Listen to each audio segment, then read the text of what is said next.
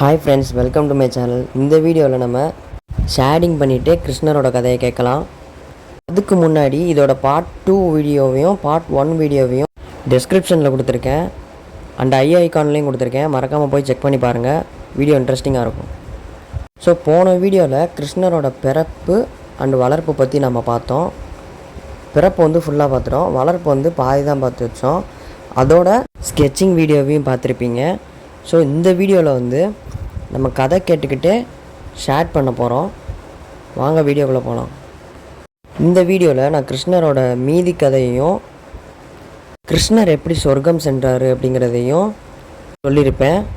And கடைசியில் நான் இந்த ட்ராயிங்க்கு என்னென்ன மெட்டீரியல்ஸ்லாம் யூஸ் பண்ணேன், இந்த ஷேடிங்க்கு என்னென்ன மெட்டீரியல்ஸ்லாம் யூஸ் பண்ணேன் அப்படிங்கிறதையும் நான் கடைசியில் சொல்லியிருப்பேன். மறக்காமல் ஸ்கிப் பண்ணாமல் பாருங்கள், வீடியோ நல்லா இன்ட்ரெஸ்டிங்காக இருக்கும். Welcome to my channel.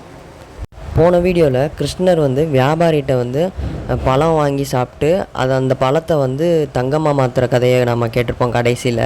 So இந்த வீடியோவில் அதோட கண்டினியூஷன் தான் பார்க்க போகிறோம். இந்த மாதிரி பல நிகழ்வுகள் வந்து கிருஷ்ணர் செஞ்சுட்டு வர்றாரு. அடுத்த நிகழ்வு என்னென்னா, இந்த காளிங்க நாகத்தை வந்து எப்படி வந்து விரட்டினார் அப்படிங்கிறது தான் நம்ம பார்க்க போகிறோம். ஒரு நாள் கிருஷ்ணரும் அவங்க ஃப்ரெண்ட்ஸ் எல்லோரும் சேர்ந்து மாடு மேய்ச்சிட்டு இருந்தாங்க. அப்போ எல்லாத்துக்கும் தாகம் எடுத்துச்சு. ஸோ உடனே வந்து யமுனை நதிக்கரையில் வந்து தண்ணி குடிக்கிறதுக்காக போனாங்க. அப்போ என்ன ஆச்சுன்னா, தண்ணி ஃபுல்லாக வந்து கருப்பு கலராக நிறம் மாறிடுச்சு.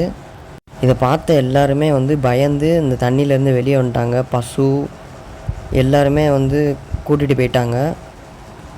அதை பார்த்த கிருஷ்ணர் வந்து இது வந்து காளிங்கனோட வேலை தான் புரிஞ்சுக்கிட்டாரு. அப்போ அவரோட மற்ற நண்பர்கள் வந்து எல்லாருமே வந்து பயந்து எல்லாரையும் கூப்பிட போயிட்டாங்க. ஆனால் கிருஷ்ணர் வந்து யமுனை நதிக்கரையில் தாவி உள்ளுக்குள்ளே போயிட்டார். போனோடனே காளிங்கனை வந்து நேருக்கு நேராக சண்டை போட்டார். கொஞ்ச நேரத்தில் அந்த நாகம் வந்து கோபம் அடைஞ்சு நிறைய தலையை வந்து உருவாகி கிருஷ்ணரை சுற்றி வந்து விஷத்தை வந்து கக்கிருச்சு. ஆனாலும் வந்து கிருஷ்ணர் பயப்படவே இல்லை. அந்த காளிங்கன் நாகத்தை வந்து அடக்கிறதுக்காக அவர் தலையிலேயே, அந்த காளிங்கன் நாகத்தோட தலையிலேயே வந்து ஏறி டான்ஸ் ஆடுவார். அது காளிங்கனுக்கு வந்து பெரிய வலி ஏற்படுத்துச்சு. அடுத்து வந்து அந்த காளிங்கன் நாகம் வந்து சரணடைந்துச்சு கிருஷ்ணர்கிட்ட ஒரே ஒரு கோரிக்கை மட்டும் கேட்டுச்சு அந்த நாகம். அது என்னென்னா, நான் வேறு இடத்துக்கு போனால் என்னை வந்து கருடை தாக்காமல் இருக்கிறதுக்கு நான் என்ன செய்ய அப்படின்னு கேட்குறாங்க.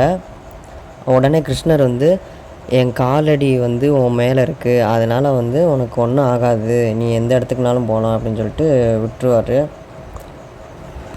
இதுதான் கிருஷ்ணரோட காளிங்கன் அடக்குன கதை.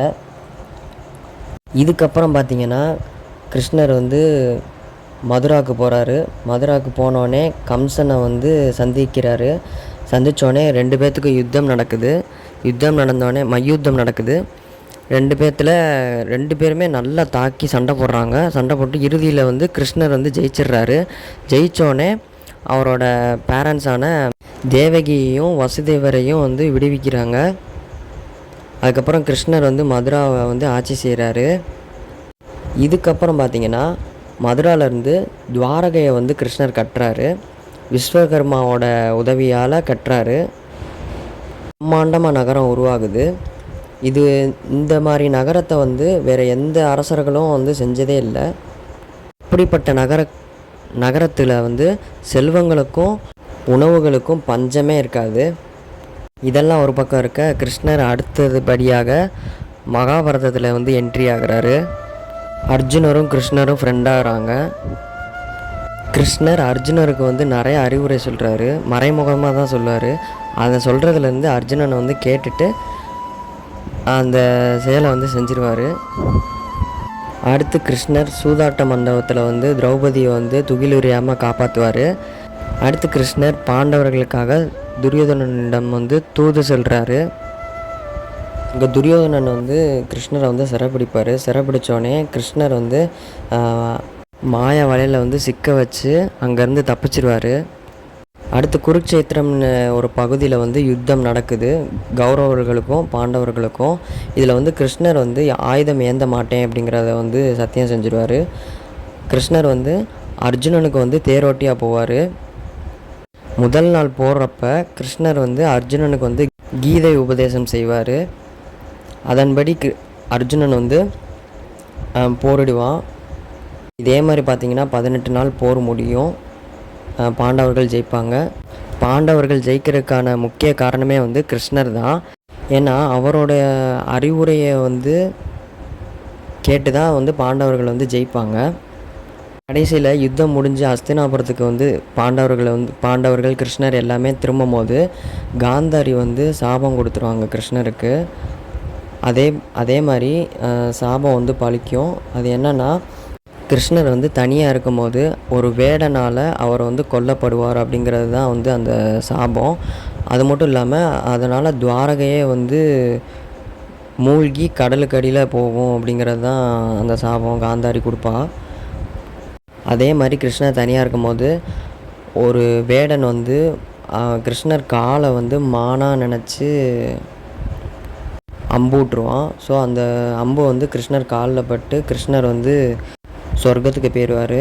அந்த வேடன் வந்து யாருன்னா, கிருஷ்ணரோட முன் ஜென்மமான ராமர் வந்து பாலியை வந்து மறைஞ்சிருந்து தாக்குவார். அப்போ பாலி வந்து சாகர நிலைமையில் இருக்கும்போது, உன்னோட அடுத்த ஜென்மத்தில் வந்து நான் வந்து இப்படி தான் தாக்குவேன் அப்படிங்கிறது தான் இப்படின்னு சொல்லிடுவார். இதனால தான் கிருஷ்ணருக்கு வந்து இந்த நிலமை வரும். இதுதான் கிருஷ்ணரோட கதை. எனக்கு தெரிஞ்ச வரைக்கும் எல்லாமே சொல்லிட்டேன். ஏதாவது மிஸ் பண்ணியிருந்தா கமெண்ட்ஸில் சொல்லுங்கள். அண்ட் இந்த வீடியோவில் நான் யூஸ் பண்ணியிருக்க திங்ஸ் என்னென்னு பார்த்தீங்கன்னா, ப்ரஷ் ஸ்ட்ரோக் கலர் பென்சில் தான் யூஸ் பண்ணியிருக்கேன் ஃபுல்லாக. And paper stump. அது எதுக்குன்னா பிளெண்ட் பண்ணுறதுக்கு வந்து ஈஸியாக இருக்கும். அண்டு லாஸ்ட் ஒயிட் ஜெல் வந்து யூஸ் பண்ணியிருப்பேன். அது வந்து ஹைலைட் பண்ணுறதுக்கு வந்து நல்லாயிருக்கும். ஸோ இந்த வீடியோ பிடிச்சிருந்தால் லைக் பண்ணுங்கள், ஷேர் பண்ணுங்கள் அண்ட் கமெண்ட் பண்ணுங்கள். மறக்காமல் நம்ம சேனலை சப்ஸ்கிரைப் பண்ணிக்கோங்க. அண்ட் நெக்ஸ்ட் வீடியோவில் நான் என்ன பண்ண போகிறேன்னு பார்த்தீங்கன்னா, இதோட மொத்த வீடியோவையும் வந்து ஒரே வீடியோவை வந்து கன்வெர்ட் பண்ணி போட்டுருவேன். அதில் வந்து டுட்டோரியலுக்கான மொத்த கான்செப்டும் அதில் இருக்கும். எப்படி வரைஞ்சேன், எப்படி ஷேர் பண்ணேங்கிறத மொத்த வீடியோவையும் ஒரே வீடியோவில் போட்டிருப்பேன். மறக்காமல் அதையும் பாருங்கள். தேங்க்ஸ் ஃபார் வாட்சிங்.